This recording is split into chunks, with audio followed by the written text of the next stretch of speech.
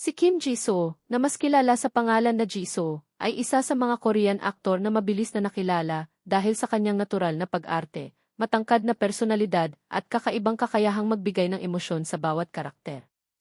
Ngunit ang kwento niya ay hindi lamang tungkol sa pagsikat sa South Korea. Isa rin itong kwento ng isang artistang dumaan sa malaking pagbabago, pagkawala ng mga oportunidad, at pagsisimula muli sa isang bansang malayo sa kanyang pinanggalingan. Ipinanganak si Kim Ji-soo noong March 30, 1993. Bago siya naging kilalang aktor, nagsimula muna siyang maghanap ng lugar sa mundo ng entertainment. Hindi agad naging madali ang kanyang pagpasok sa industriya. Kailangan niyang dumaan sa mga maliliit na proyekto at unti-unting patunayan na kaya niyang makipagsabayan sa maraming bagong artista sa South Korea.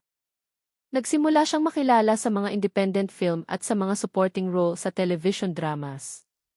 Sa mga unang taon ng kanyang career, madalas siyang mapansin dahil sa kanyang tahimik ngunit matinding presensya. Hindi siya agad naging pangunahing bida, ngunit bawat karakter na ginampanan niya ay nagbigay sa kanya ng pagkakataong maipakita ang kanyang talento. Isa sa mga unang proyekto na nagbigay ng malaking pansin kay Ji-soo ay ang pelikulang Glory Day noong 2016. Kasama niya rito ang ilang batang aktor na kalaunan ay naging malalaking pangalan din sa Korean entertainment. Sa pelikulang ito, ipinakita niya ang maseryoso at emosyonal na bahagi ng kanyang pag-arte. Mas lumawak ang kanyang kasikatan nang maging bahagi siya ng historical drama na Moon Lover Scarlet Heart Rio. Ginampanan niya ang karakter ni Wang Jung, isang prinsipe na matapang, tapat, at handang ipaglaban ang mga taong mahalaga sa kanya. Kahit maraming kilalang artista ang kasama sa serye, nagawa niyang makuha ang atensyon ng mga manonood.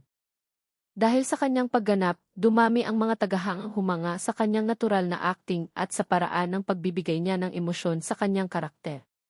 Para sa maraming manonood, si Wang Jung ay isa sa mga karakter na nagpakita ng malambot ngunit matatag na personalidad ni Ji-soo. Noong 2017, naging bahagi siya ng sikat na drama na Strong Girl Bong Soon. Ginampanan niya si In Gok-doo, isang police detective na seryoso sa trabaho at may mahalagang papel sa kwento ng pangunahing karakter. Bagamat hindi siya ang pangunahing bida, naging memorable ang kanyang karakter dahil sa kanyang pagiging responsable at matapang. Sa parehong taon, nagkaroon din siya ng mas malaking pagkakataon bilang leading actor sa drama na G First Love. Sa seryeng ito, ipinakita niya ang mas magaan at mas romantic na bahagi ng kanyang pag-arte. Maraming tagahanga ang natuwa dahil nakita nila ang kanyang kakayahang gumanap bilang isang binatang dumaraan sa pagkakaibigan, pag-ibig, at mga pagbabago sa buhay. Sa paglipas ng mga taon, naging isa si Ji-soo sa mga aktor na madalas mapili para sa mga karakter na may malalim na emosyon. May kakayahan siyang magpakita ng pagiging tahimik ngunit may pinagdadaanan. Dahil dito, naging bagay sa kanya ang mga role na may halong drama, romance, at personal na pagsubok. Ngunit habang patuloy na lumalaki ang kanyang career, dumating ang isang panahon na biglang nagbago ang direksyon ng kanyang buhay. Noong 2021, naging sentro si Ji-soo ng kontrobersya matapos lumabas ang mga aligasyon tungkol sa umano'y bullying noong panahon ng kanyang pag-aaral. Matapos lumabas ang mga pahayag online, nagbigay siya ng public apology at inamin na may mga ginawa siyang mali noong kanyang kabataan. Humingi siya ng tawad sa mga taong nasaktan at kinilala ang bigat ng mga naging epekto ng kanyang mga naging kilos. Dahil sa kontrobersya, naapektuhan ang kanyang mga proyekto at natigil ang kanyang career sa South Korea. Umalis siya sa drama na River Where the Moon Rises, kahit nagsimula na ang produksyon at nakapag-film na siya ng ilang eksena. Kinailangang muling kunan ang maraming bahagi ng serye gamit ang ibang aktor. Para kay Ji-soo, ito ang naging isa sa pinakamahirap na yugto ng kanyang buhay. Mula sa pagiging aktor na may sunod-sunod na proyekto, bigla siyang nawala sa mga bagong drama at bihira ng makita sa entertainment industry.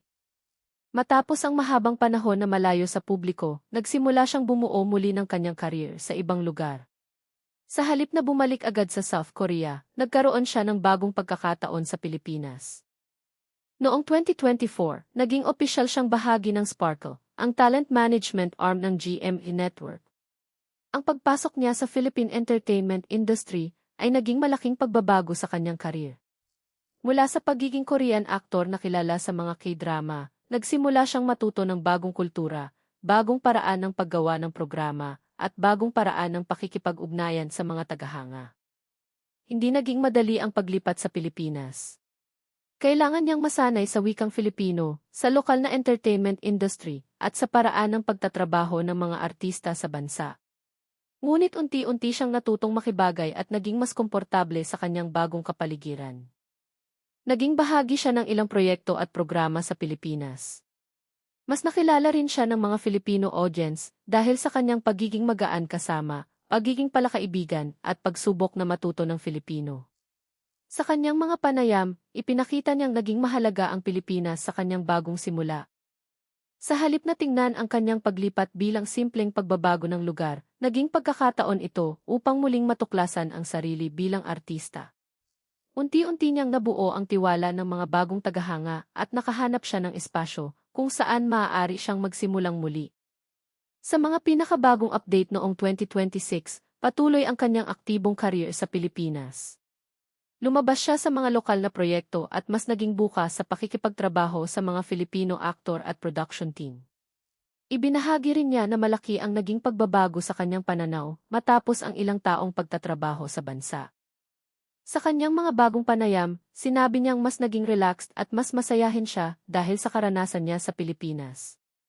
Naging bahagi ng kanyang araw-araw ang pakikipag-usap sa mga Filipino, pag-aaral ng lokal na kultura, at pagbuo ng mga bagong pagkakaibigan. Para sa kanya, ang Pilipinas ay hindi lamang naging lugar ng trabaho, kundi naging parang pangalawang tahanan. Patuloy din siyang nagkakaroon ng mga bagong pagkakataon sa pag-arte. Isa sa mga proyektong nagbigay ng pansin sa kanyang bagong yugto ay ang Love Siargao, kung saan mas nakita ng mga manonood ang kanyang pag-adjust sa Philippine entertainment industry. Ang proyekto ay naging bahagi ng kanyang patuloy na pagbabalik sa pag-arte at pagpapakita ng ibang bahagi ng kanyang talento. Ang kwento ni Kim Ji-soo ay nagpapakita na ang karyer ng isang artista ay maaaring magbago sa loob lamang ng isang iglap. May mga panahon ng tagumpay, may mga pagkakataong nawawala, at may mga yugto kung saan kailangang magsimula muli. Mula sa pagiging isang rising actor sa South Korea, dumaan siya sa isang malaking kontrobersya at pagkawala ng maraming proyekto. Ngunit sa halip na tuluyang mawala sa mundo ng entertainment, nakahanap siya ng bagong pagkakataon sa Pilipinas. Sa kanyang pagbabalik, hindi lamang siya bumuo ng bagong karir. Natuto rin siyang makibagay sa bagong kultura, tumanggap ng bagong hamon, at magsimulang muli sa isang lugar na hindi niya dating inaasahang magiging mahalagang bahagi ng kanyang buhay. Hanggang ngayon, patuloy na sinusubukan ni Ji-soo na palawakin ang kanyang career at ipakita ang kanyang pag-unlad bilang artista. Ang kanyang kwento ay nananatiling isang paglalakbay ng pagbabago, pagkatuto, at pagbibigay ng bagong pagkakataon sa sarili.